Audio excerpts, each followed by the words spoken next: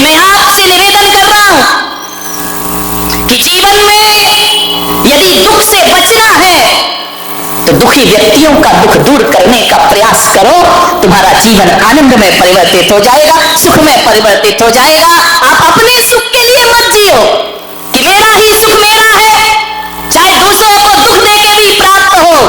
ये साधारण लोगों की सोच है, लेकिन महान पुरुष तो सोचा करते हैं कि मेरा दुख तो छोड़ो, दूसरे का दुख मिटा दूं तो मेरे जीवन की सार्थकता सिद्ध हो जाएगी। ध्यान रखिए, दूसरों के लिए सोचिए, अपने लिए मत जियो।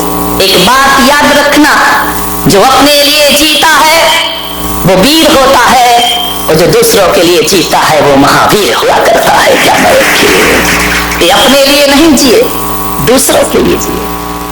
मान लो थोड़ा अपने दुखों से बाहर निकलो और दुनिया के दुख को देखो।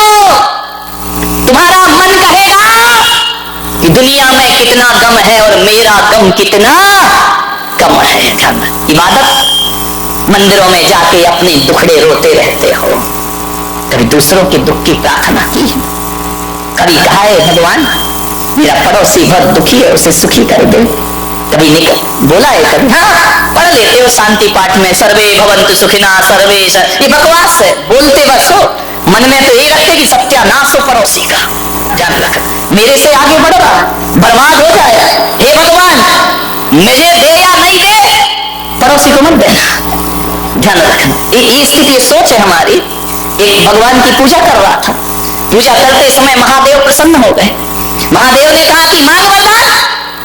बोले सही में दोगे? अरे बोले अपने जैसा बेईमान क्यों समझ रहा है, मांग मिलेगा। तो बोले दो भगवान। बोले क्या तेरे पास क्या नहीं है? बोले सब है, लेकिन दुख इस बात का है कि जो मेरे पास है वही पड़ोसी के पास है। तो भगवान ने कहा तू पड़ोसी का टेंशन मत कर, तू मांग क्या मांग रहा है? बोले भगवान मैं तो इतना ही मांग रहा हूं कि जो पड़ोसी के पास हो वो मेरे पास डबल होना चाहिए, बस इतना ही सुख चाहिए मुझे। एक बात बताऊं, आदमी अपने दुख से दुखी नहीं है, आदमी पड़ोसियों के सुख से ज्यादा दुखी है। उसके घर में शांति कैसे? और महिलाओं के तो, यहाँ की महिलाओं की बात नहीं कर रहा हूं। कौन बोला औरंगाबाद वाली आज आई हैं? ध्यान रखना, विचार करिए। महिलाओं का तो यही है, यदि पड़ोस के घर में शांति है तो कानाफूसी करे थोड़ी सी। इस सास बहू प्रेम से कैसे रह रही है? थोड़ा बहुत सभा में चुहिया छोड़ दीजिए। इतनी होशियार होती हैं महिलाएं। यहाँ वाली नहीं, यहाँ वाली तो बहुत सीधी है, जलेबी की तरह। इतनी होशियार कि पड़ोस के घर में जाएंगी, बहू बैठी है, अब मालूम है क्या करेगी? पड़ोस के घर जाके उठ के आ रही कि अब मैं चलती हूँ, और आते आते बहू के कान में कुछ कह दिया, बस इतना ही कहा कि अब मैं जा रही हूँ। सास देख रही है, अच्छा कान में कह रही, इसका मतलब मेरे खिलाफ कोई षड्यंत्र चल रहा है। और उसने कुछ नहीं कहा, उसने इतना ही कहा कि मैं जा रही हूँ। और वो भी तीली लगाने आई थी, कोई घर को सुखी करने नहीं आई थी। कान में कह के चली गई। अम्मा ने देखा, क्यों क्या बोल रही थी वो? अम्मा जी कुछ नहीं, बस इतना बोल रही थी मैं। अब इस पे कोई अम्मा विश्वास करेगी कि मैं जा रही हूँ? इस पे कोई विश्वास करेगी क्या? अरे जा रही हूँ तो जोर से बोल देती, तू भी चुप रही है। अब श्री महाभारत प्रस्तुत करता। ऐसे घरों में आग मत लगाइए मेरे भाई। क्यों किसी के घर उजाड़ते हो? घर बसाना सीखो मेरे भाई, उजाड़ो मत। एक जगह शादी हुई, एक अम्मा ने पूछा क्यों तू 10 दिन से मंदिर में नहीं दिखी? बोले क्या करूं बहन, लड़के की शादी थी इसलिए मैं नहीं आ पाई। हो गई तेरी शादी? बोले हो गई। बोले कहाँ की बहू है? बोले औरंगाबाद की। बोले औरंगाबाद की? बोले हाँ। बोले कितना मिला है? अब तुझे क्या लेना देना कितना मिला है, वो जाने उसकी बहू जाने, तेरी छाती काहे को चल रही है?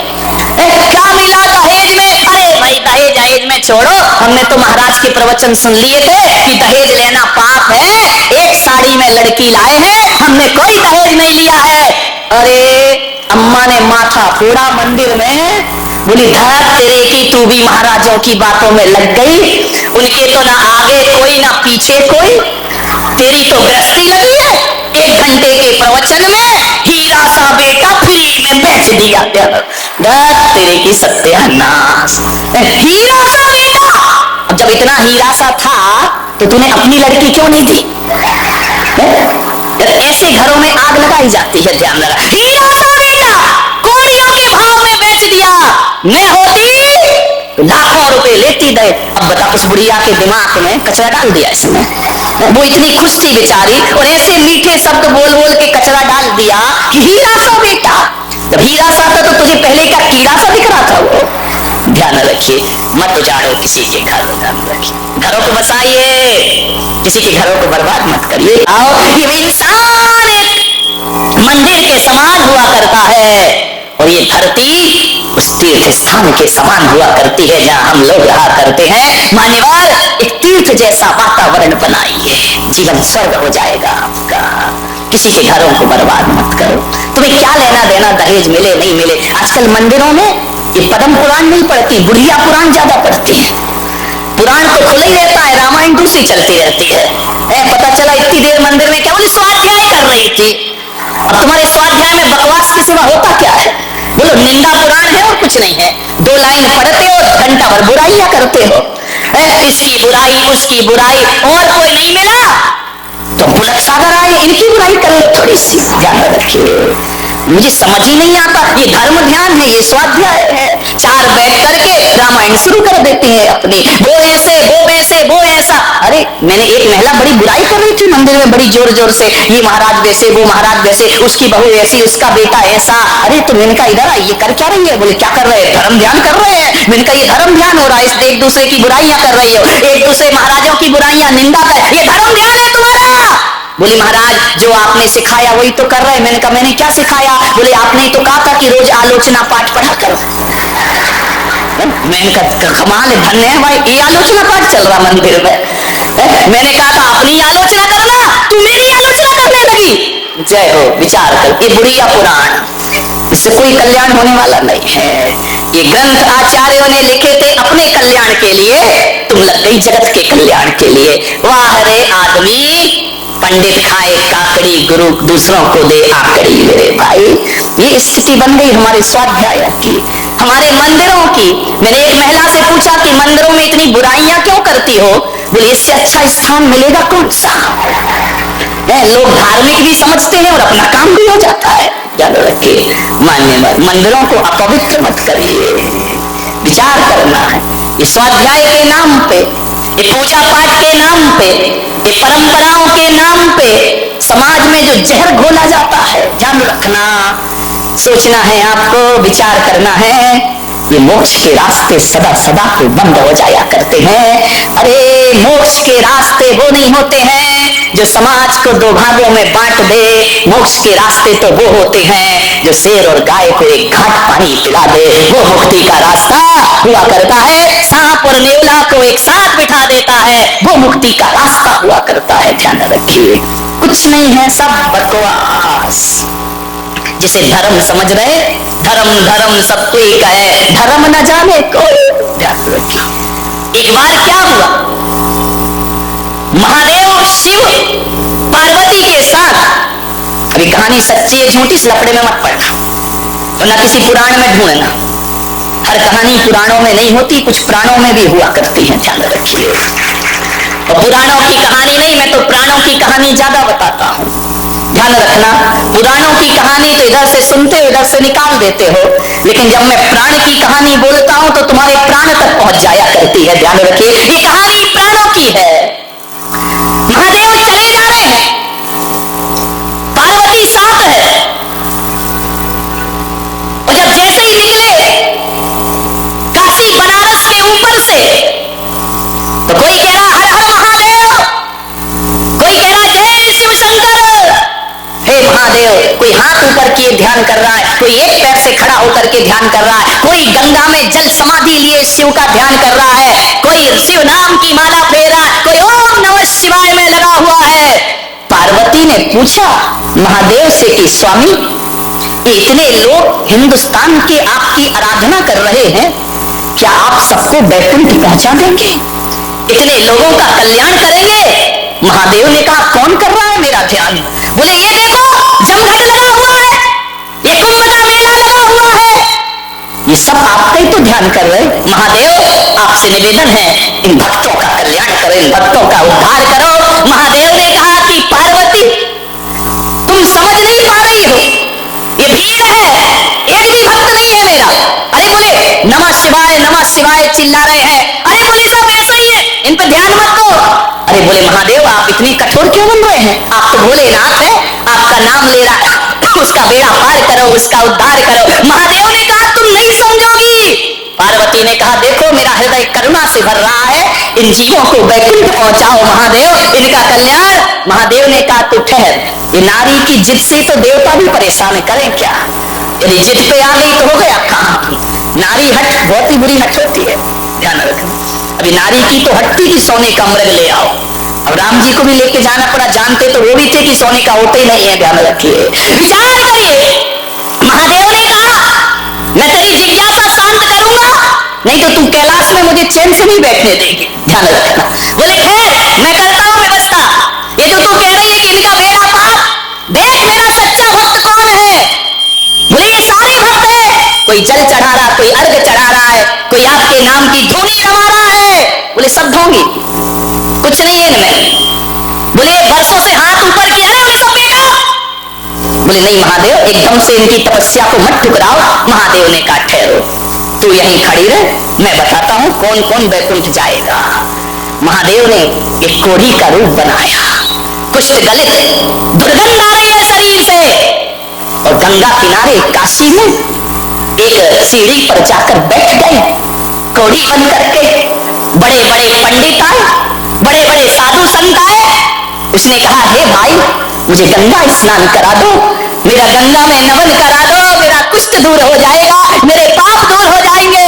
जो निकला छी छी दूर, कौन छुएगा तुझे, तुझे तो कुष्ठ रोग हुआ, तेरी देह गल रही है। सब मुंह बना करके निकल गए, नमः शिवाय, कोई डमरू बजा रहा, कोई ढपली बजा रहा। महादेव ने गौरा से कहा कि देख रही हो ये मेरे भक्त एक भी मुझे गंगा में स्नान नहीं करा रहा है, जिससे कहा वही मुंह फेर के चला गया। पंडित चले गए, महंत चले गए, किसी ने हाथ नहीं लगाया कि महादेव को कोई इस बूढ़े को गंगा में स्नान करा दे।